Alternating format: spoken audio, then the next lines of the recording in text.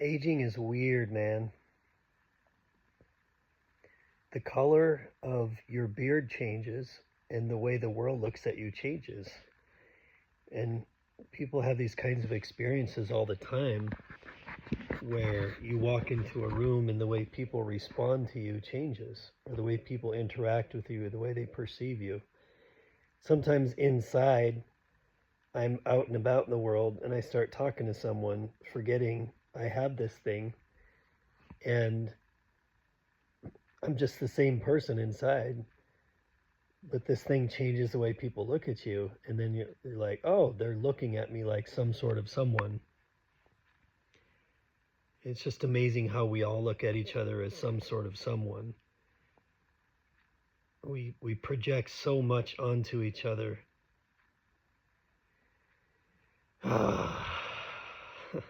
It's nuts, man. Something I was just working on that led me to want to hit the record button and just share a Monday night on the couch, observing my own shit, experiencing my own shit. I watched some footage that a friend of mine had filmed about 8 years ago or so, a significant amount of footage. And it was just, I forgot about it, and I was looking into my life from about 8 years ago. And there's my wife, and there's my little girl. Just,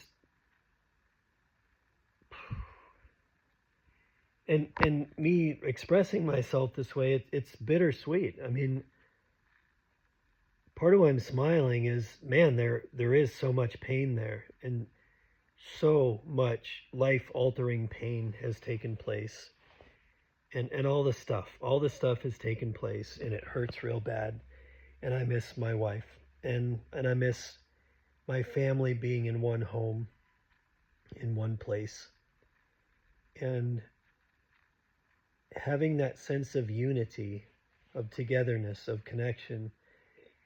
I think maybe the seminal wound for all of us, is that at some point, our sense of connection with people who we loved and cared about and trusted was severed somehow. Probably all of us have experienced that in childhood. Probably all of us. Maybe it's just a part of experience. Even as a child, you perceive your parent, you perceive punishment in a certain way, you perceive boundaries in a certain way, and a really loving, healthy parent will set boundaries in a way that's not overwhelming and overbearing, and it's not like authoritarian. It's open, it's loving, it's candid, it's natural, it's a healthy balance of masculine and feminine just being naturally expressed in that relationship, and that makes for really healthy memories, really healthy kids. But I think all of us have experienced that extreme feeling of betrayal and abandonment and judgment and rationalization and minimization and denial. Denial is the one that hurts the most. I think that most trauma that I have listened to or heard about or observed, through my clients, in any experiences I've had in my own life or any experiences I've observed just through family, friends, whatever, we all live it, we all experience it, is that someone did something that impacted you in a way that you felt really hurt, you felt unheard, you felt betrayed, you felt abandoned, you felt judged, all of that. But when you said ouch, and when you expressed your pain, when you expressed your sadness, when you expressed your complete surprise at the way that this person that you love so much with your whole heart is hurting you, not only hurting you, but completely denying responsibility or even acknowledgement of how their behavior is affecting you and making you feel, and how it's completely altering the way that you perceive yourself in the world. And those first injuries, and especially if they are repeated over and over and over and over again, chronically, that's what we call chronic post-traumatic stress, which is just you're constantly waiting for the people you want to love and you want to trust and you want to feel safe and secure with to explode somehow, or to deny you somehow, to explode or to implode, and then to completely deny your expression of pain, your need for acknowledgement or reconciliation. Unbelievable the amount of damage and pain that happens in the world because of the dynamic that I'm kind of tapping into right now. And unreal the amount of pain because of separation, because as adults we act out how we adapted to the world as children, how we began to perceive ourselves in the context of the world as children, the story we started to tell, and then, we acted out as adults.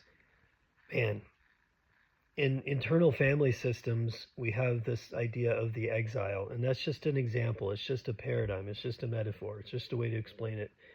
But the exile is the part of us that is really the child that felt overwhelmed or scared or too little of something or too much of something or not enough of something, and that when they felt hurt and harmed, especially, their expression of pain, sadness, fear, the need for healing was totally denied. When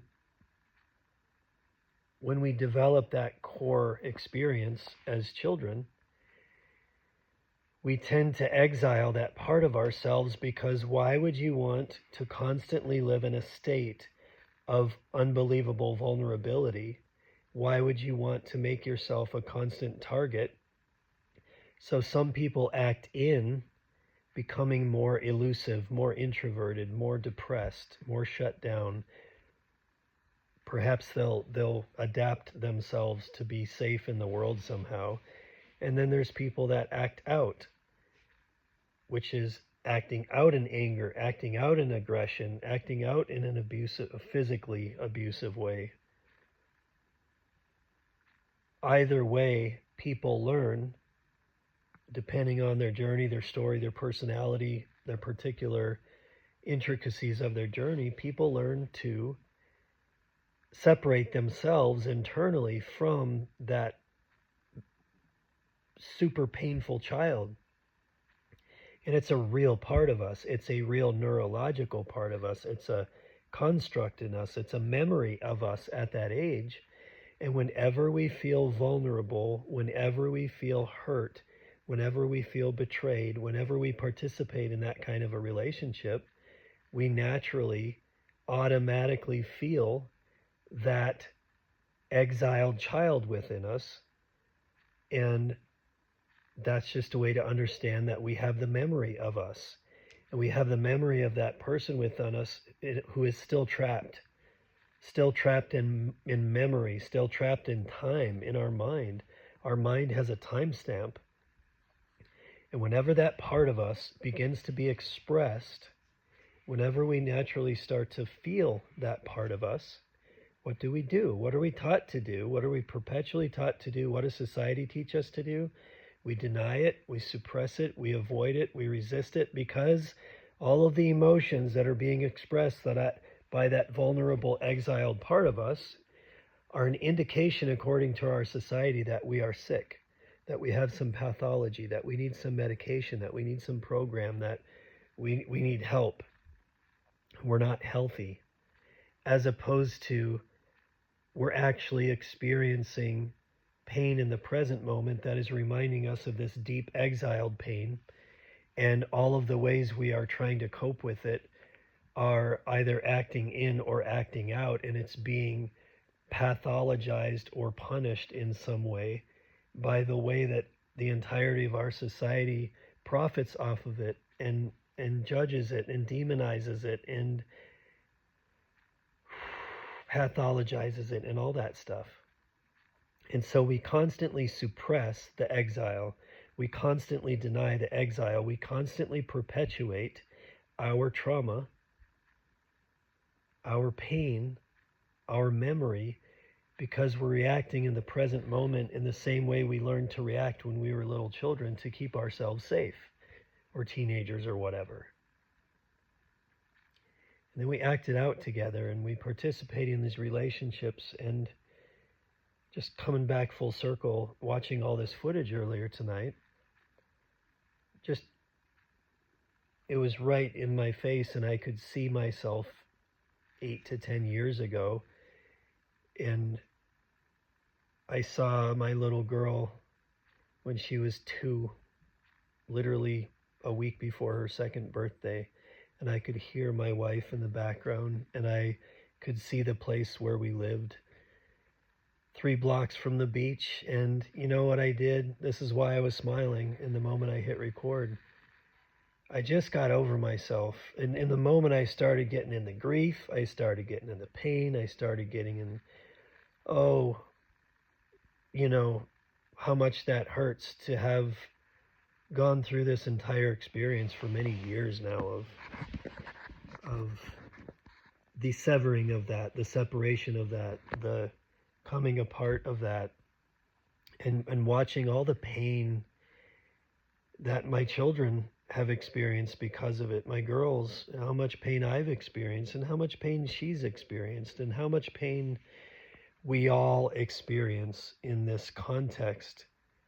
And what I did, because I was seeing our home back then, and I was seeing this place that we were in, and I was just seeing it all because of what all this footage brought up in me, seeing it in a much clearer way than I've been able to see it for a long time. And suddenly, just to be ridiculous with myself and just to get out of this perspective, I was like, okay, I have my perspective, I have my memory of my experience of that time and my experience. And I just radically got out of my own mind and thought about me as a human being from the perspective of like a helicopter, and then just looking at the whole landscape and looking at me as a person at a distance, living a life in the context of a neighborhood, living a life in the context of a community and a culture, and looking at everyone else living their lives and realizing that everyone else sees me different than I see myself. Everyone else experiences me different than I experience myself. Everyone else perceives me different than I experience myself. We all have this experience of aloneness within ourselves. But being able to zoom way out and be like, oh man, everybody is living this thing. Everybody's having this experience. Everybody has been hurt, harmed, betrayed, abandoned, experienced that separation and that fracturing within that started at some point in those early relationships. And man, everyone's lived this thing and experienced it and felt it. We've all got our pain in it. We've all got our stories in it. We've all got our others who have hurt us and who are the reason for our suffering. And we allow ourselves, here's where I could go off on this for a long time, and I always end up getting here lately. That is where these sophisticated narcissists and megalomaniacs and dictators and authoritarians of culture will knowingly and willingly, like a predator, they sniff it out. They will play upon our injuries and our stories, and they will use them to manipulate us, to separate us, to divide us. It's a source of power. I think that's what people need to maybe consider understanding, is that it's actually a source of energy. It's a source of power. Your attention and the behavior and the energy that you act out and that you speak out is a source of energy. It's a source, it's something that is being mined now. Like instead of a gold mine, we're mining our attention. And because of our unresolved injuries, we make ourselves susceptible to this kind of manipulation. And I wanted to be done right now because I'm at 15 minutes. But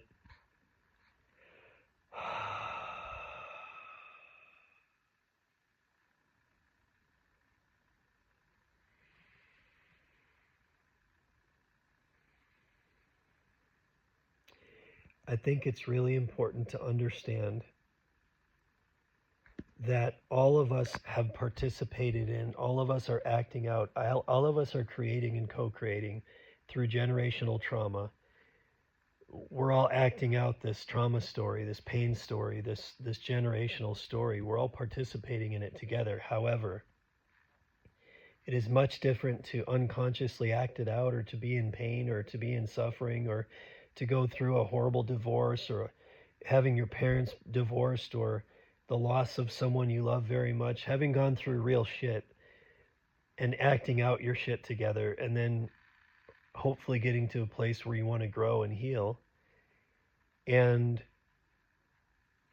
that is way different than people who consciously, willingly, willfully utilize your pain, your injury, your attachment to a story, your need for a story, your need for retribution, whatever. When people consciously use that to use and abuse and manipulate you, well, that is all of our collective trauma being utilized to perpetuate a generational story of power that we are all allowing ourselves to be susceptible to by not seeing it clearly for what it is. Something I've been trying to wrap my head around, and I've been trying to articulate, I guess, in a podcast or whatever, because that's the medium now. It kind of conversations I have with people all the time in therapy is that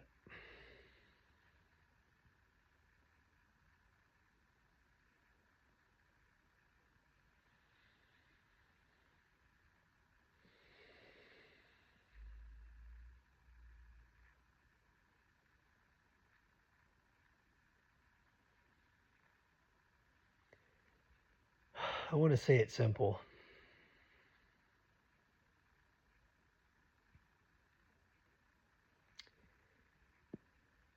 I have my eyes open to the world of information around me. I can participate through social media, through podcasts, through mass media, through all the forms of information that I can consume and participate in, and I can observe. What I perceive is that people en masse, and I hear it in podcasts all the time and on the news, I hear it on really popular podcasts, people being confused why we have the policies that we do, why our nation behaves the way it does, why we are all so unbelievably beholden to entities that clearly do not have our best interests in mind, and clearly do not have our children's health in mind, or our wellness or our well-being in mind. And it's very obvious, and it shouldn't need to be some big sensational story as to why that is. And again, I could go off on another tangent about this, but I've learned as a man that I need to learn to express my anger, my emotion, my injury, my pain, my frustration, my rejection of something. I need to learn to express it in a calm, clear, concise way. Or if I speak too loudly, if I express too angrily, my genuine frustration, pain, just alarm at what I see happening in the world, if I don't express it in a reasonably calm, concise way, it will be judged somehow. It will be reprimanded. It will be minimized. It will be pathologized. And that's true for everybody, regardless of the body you're in or the gender you have or whatever. We all have this experience of the way we express our emotions, the way we express our disgust or contempt or alarm at something is pathologized in some way. Again, we act in or we act out, and that's pathologized in some way. And then people are not going to hear you, and it's a replication of your trauma. And getting back all of these tangents, I think, I love wandering. And what I'm learning when I record myself is I don't want to censor, I want to wander and explore a train of thought, and all of these things weave together, hopefully to formulate something that paints a picture of my experience here on a Monday night. So I consume information, and I observe people being really confused about why the world works the way it works. And I observe people, family, friends, through social media, online, everywhere, expressing logical solutions, really intelligent, logical, reasonable solutions to really complex problems. And everyone out there has an opinion on what we should do in the Middle East, what we should do economically, what we should do with debt, what we should do with student loans, what we should collectively do to fix this thing, to make it better, to improve it, to make this world a more harmonious, loving, kind, compassionate, responsible, nurturing, symbiotic place. All of us have these logical, ethical perspectives on how to get there. I believe one of the most significant things that we are not talking about and we are not articulating clearly, and I think it needs to be stated and defined and talked about all over the place, is that there are people in the world who tend to only be satiated by power or pleasure or dominion. There are just people that really feed on that, and that is where they get their supply. It's where they get their energy. And those types of people see the world as a game, as a sort of game theory, and they perceive that as long as there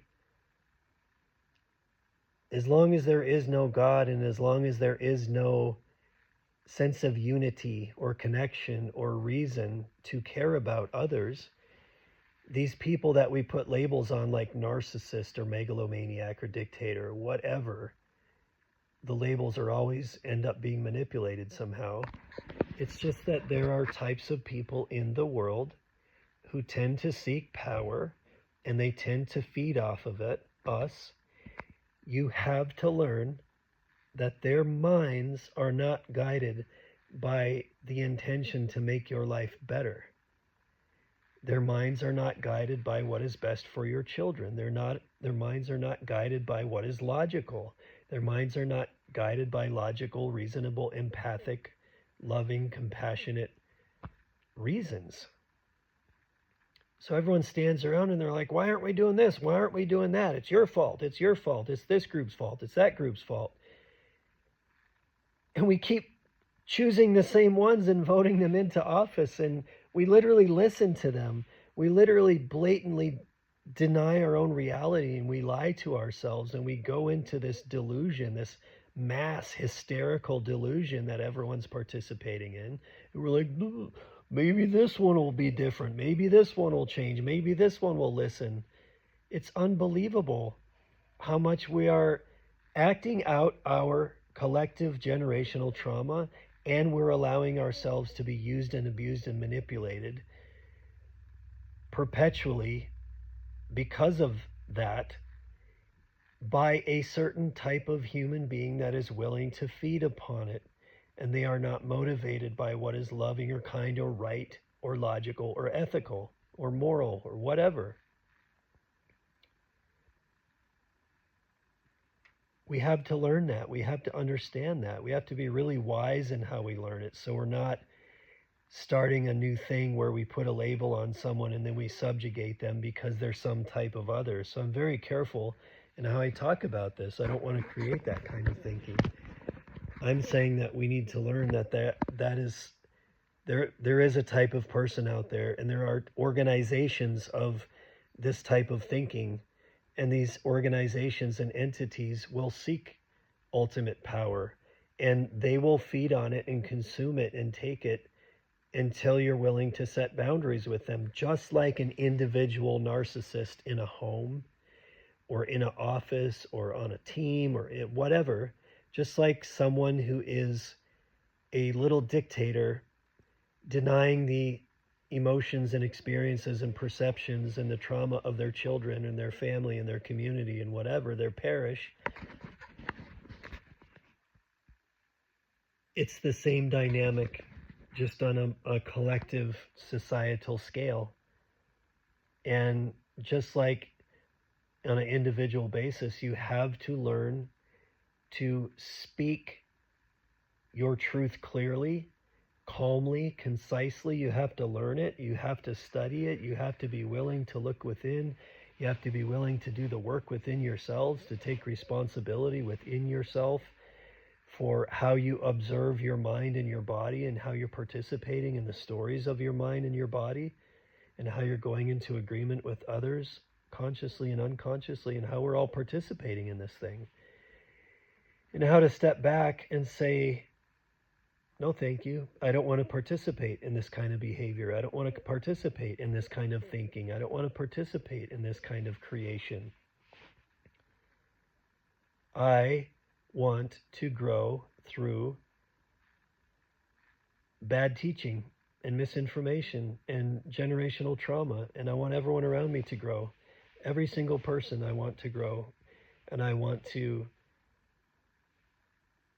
stand in a circle of people that are acting and that are expressing and that are living from a place of love and compassion and a desire to nurture the other, to look at other people and say, hey man, what's it like in there for you?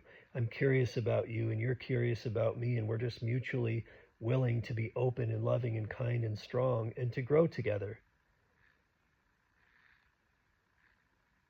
I believe a peaceful revolution is when people start to behave that way.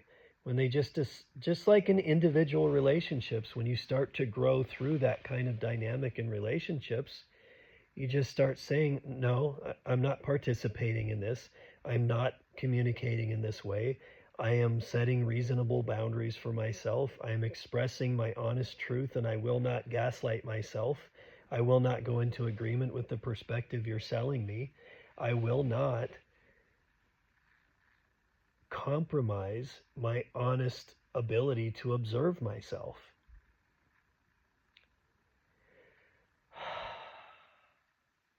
And when you start to be very mindful of what you consume and what you put out there in the world for people to consume, well, those that seek power are going to seek out what you consume. Whatever we feel is valuable, we have to make things valuable by putting our attention in them, by putting our dollars into them, by putting our hearts into them.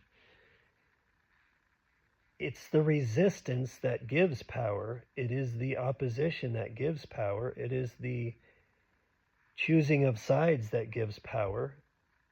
It's the rationalization and the denial and the self-righteousness that gives power. Stepping back and choosing to not participate in the stories, in the delusion, in the gaslighting, in the manipulation, and just saying, nope, no. That's not how we're going to do things. We're not going to do things that way. We're not going to behave that way. We're not going to think that way. We're not going to act that way. We are not going to treat each other this way. We don't need to be this way. And by the way, we're not going to treat our planet this way. We're not going to treat our own yard this way. We're not going to treat our community this way.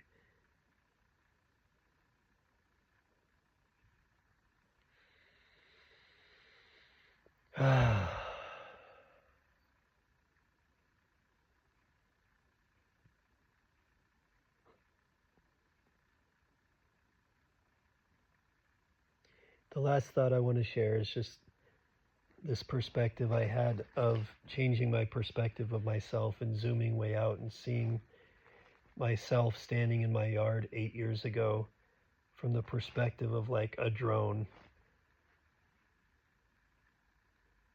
and just looking at like, man, I've had a pretty cool life, and I'm really grateful for my life, and I'm grateful for all of these experiences, and including the painful ones. And I wish I could hold on to those things, and I wish I could go back and make it better. I wish I could make it right. I wish, but this is the way it is, and this is life, and I need to accept it as it is in the moment while being grateful for what I got to experience and what I got to participate in. And, I got to live 3 freaking blocks from the beach in Oceanside for 3 years when it was still affordable to have a cool cottage by the beach. And we got to do that. And it was beautiful. And there were a lot of lessons in there. There were all kinds of life experience in there. And it was really beautiful. It was amazing. And this is beautiful. And this is amazing in a different way. And I just don't want to go back and stay stuck in my same memories, in my same injuries, in my same story, in my same perspective. I just want to grow through it. And I think that collectively growing through it is something that would allow for a coming together, for a unity naturally. When we are unified within, when we are healed within, when we are allowing God within, Christ within, love within, I really don't care what word you use, because I think the words are just bridges. They're just approximations. They're just a way for us to reach out into the ineffable and make sense of that experience of allowing yourself to completely surrender and to allow love, God, just a sense of what can only be described as love or spirit to become you, and to put aside the mind and the story and the ego and the fear and the judgment and all of that stuff.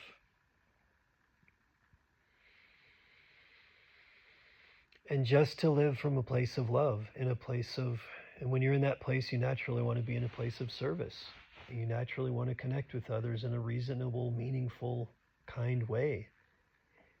I was saying the other day to someone that, hurt people, but healed people heal people.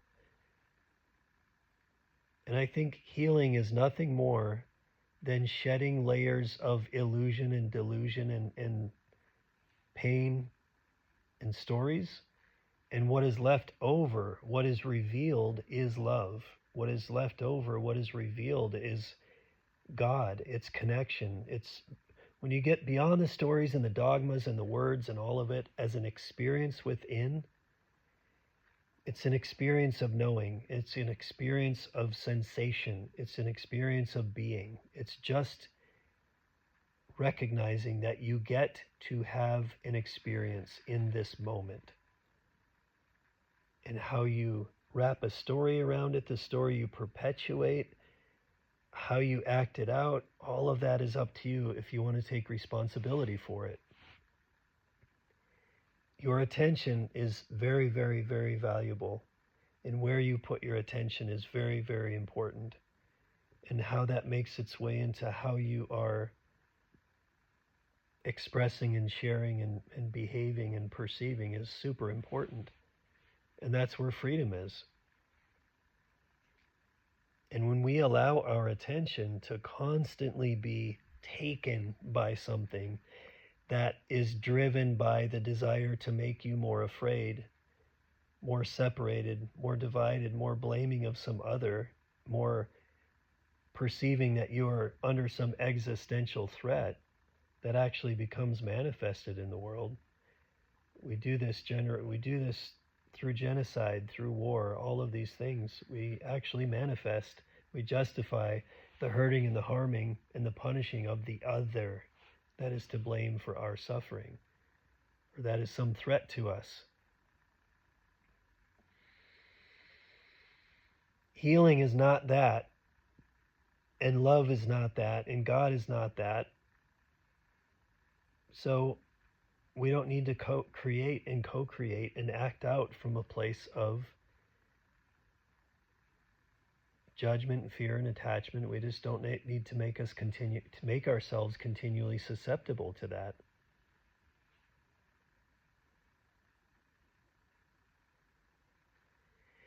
So when we heal, I think that looks like letting go of a whole bunch of stuff, seeing the moment more clearly, experiencing the moment more clearly. And what I observe is that when people heal, they naturally want to serve. They want to actually promote healing in others. They want to help alleviate suffering in others as they have alleviated suffering within themselves and are doing that work every day.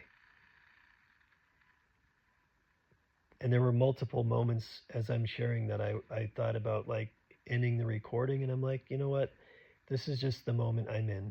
I'd be laying here with my eyes closed, observing the same stuff if I was recording it or not. So I might as well share it with my friends.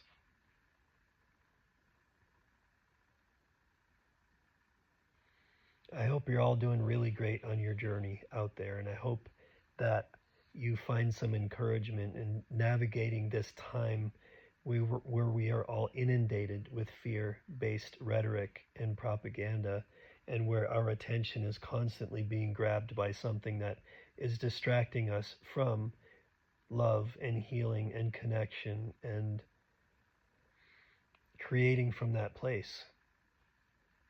I love you. Take care.